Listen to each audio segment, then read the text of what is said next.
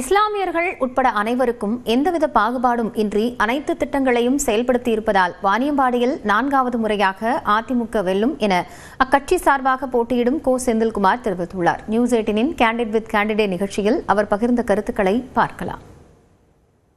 இந்த சட்டமன்ற தொகுதியில் நீங்கள் போட்டிட்டு வெற்றி பெற்று எந்தெந்த மாதிரி பணிகள் எல்லாம் நிறைவா செஞ்சிருக்குன்னு எதிர்பார்க்குறீங்க? 5 ஆண்டுகள் எதிர்க்கட்சி சட்டமன்ற உறுப்பினராக இருந்தாலும் கூட 42 ஊராட்சிகளும் அனைத்து ஊராட்சிகளுக்கும் சட்டமன்ற உறுப்பினர் பிரித்து கொடுத்துருக்கோம், பகிர்ந்து கொடுத்துருக்கோம்.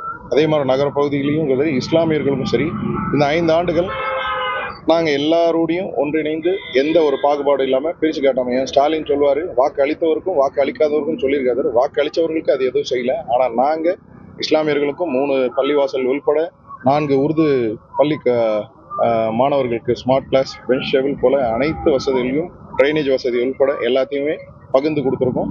கிராம பகுதியில் 42 ஊராட்சிகள் நாங்கள் அதிகப்படியாக 42 ஊராட்சியுமே நாங்கள் கடந்த தேர்தலில் அதிக வாக்கு வங்கியில் லீடிங் தான், எந்த இதுலையுமே கிடையாது. அந்த 42 ஊராட்சிக்கும் நிதி கொடுத்துருக்கிறது எங்களுக்கு ஒரு பெரிய விஷயம். எதிர்க்கட்சி சட்டமன்ற உறுப்பினர் இருந்தாலும் கூட அனைத்து பகுதிகளுக்கும் இருக்கிற நிதியை வச்சு எல்லாத்தையும் பகிர்ந்து கொடுத்துருக்கோம், யாரையுமே விட்டதில்லை.